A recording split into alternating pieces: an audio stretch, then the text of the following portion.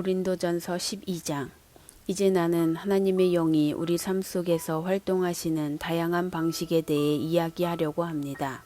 이것은 복잡하고 종종 오해를 받기도 하는 문제지만 나는 여러분이 반드시 제대로 알아두기를 바랍니다. 하나님을 알지 못하던 때에 여러분이 어떠했는지 기억하십니까? 그때 여러분은 가짜 신에게서 또 다른 가짜 신에게로 끌려다녔습니다. 자신이 무엇을 하는지도 모른 채 다른 사람이 하는 대로 그저 따랐을 뿐입니다. 이제부터 내가 말씀드리는 삶은 다릅니다.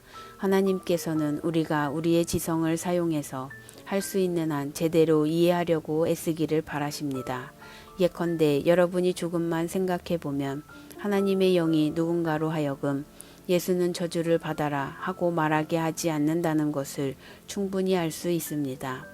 또한 성령이 주시는 통찰력 없이는 아무도 예수는 주님이시다 하고 말할 수 없습니다. 하나님의 다양한 선물은 어디서나 받을 수 있지만 그 선물은 모두 하나님의 영에서 비롯됩니다. 하나님이 맡겨주신 다양한 사역도 어디서나 수행할 수 있지만 그 사역 역시 하나님의 영에서 비롯됩니다. 하나님의 다양한 능력도 어디서나 펼쳐지지만 그 모든 배후에 계신 분은 하나님이십니다. 누구나 할 일을 얻어 하나님이 어떤 분이신지 알릴 수 있습니다. 누구나 그 일에 참여할 수 있고 누구나 유익을 얻을 수 있습니다. 성령께서는 온갖 선물을 온갖 부류의 사람들에게 나눠주십니다. 그 다양성이 놀랍습니다. 지혜로운 권면, 명료한 이해력, 단순한 신뢰, 병자를 고치는 능력, 기적, 선포, 영을 분별하는 능력, 방언 통역. 이 모든 선물의 근원은 같습니다. 한 분이신 하나님의 영이 하나씩 나눠주시는 것들입니다. 누가 언제 무엇을 받게 될지는 그분께서 정하십니다. 다른 데서 더 찾을 것도 없이 여러분 자신의 몸을 보면 이런 성령의 선물들이 어떻게 역사하는지 쉽게 알 수 있을 것입니다. 여러분의 몸은 여러 지체, 팔과 다리, 여러 기관, 수많은 세포로 이루어져 있습니다. 일일이 열거할 수 없을 만큼 많은 지체가 있지만 여러분의 몸은 여전히 하나입니다. 그리스도께서도 그러하십니다. 한 분이신 그분의 영으로 말미암아 우리 모두는 불완전하고 조각난 우리 삶의 작별을 고했습니다. 저마다 독립적으로 자기 삶을 책임지던 우리가 이제는 그리스도께서 모든 일에 최종 결정권을 쥐고 계신 크고 온전한 삶에 참여하게 되었습니다. 이것은 우리가 세례받을 때 말과 행위로 선언한 내용입니다. 이제 우리 각 사람은 부활하신 그분 몸의 지체가 되어 하나의 같은 셈, 그분의 영을 마시고 새 힘을 얻어 살아갑니다. 전에 우리가 신원을 확인하기 위해 사용하던 낡은 꼬리표들, 유대인이나 그리스 사람, 종이나 자유인 같은 꼬리표들이 더 이상 쓸모없게 되었습니다. 우리에게는 보다 크고 보다 포괄적인 것이 필요합니다. 이 모든 것이 여러분을 하찮은 존재가 아니라 얼마나 중요한 존재로 만드는지 생각해 보시기 바랍니다.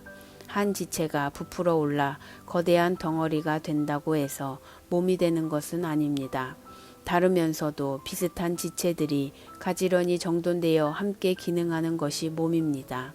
발이 나는 반지로 치장한 손처럼 아름답지 못하니 이 몸에 속하지 않은 것 같아 하고 말한다면 그것이 말이 되겠습니까?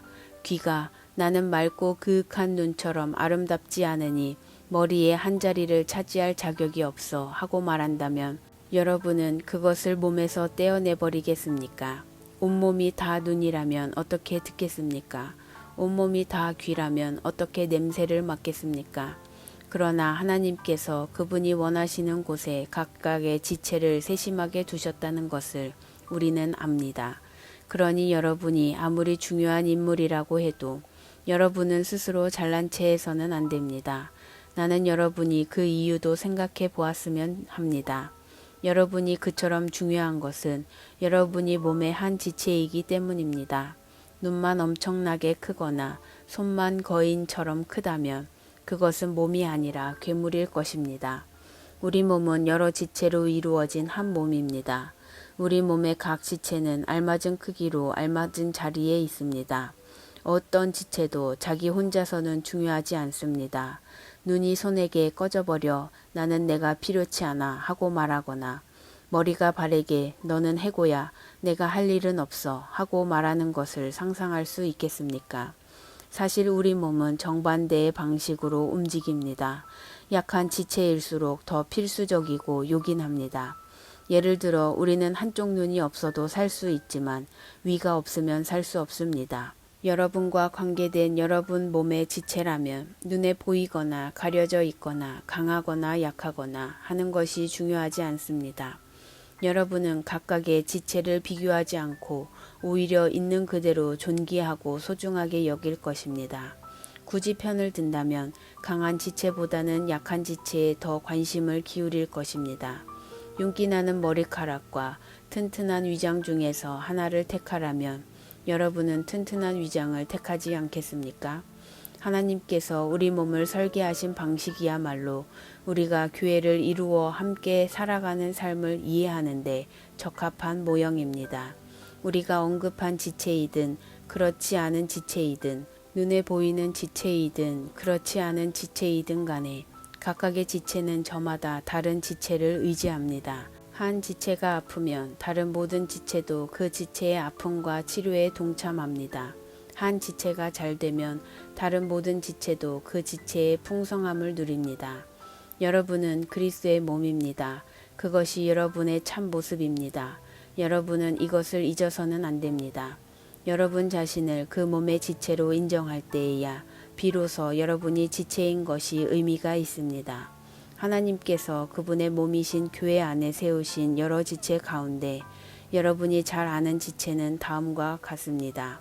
사도, 예언자, 교사, 기적을 행하는 사람, 병을 고치는 사람, 도와주는 사람, 조직하는 사람, 방언으로 기도하는 사람. 이제 그리스도의 교회가 온전한 하나의 몸이라는 것이 분명하지 않습니까? 한 지체만 비정상적으로 커진 것은 그리스도의 교회가 아닙니다.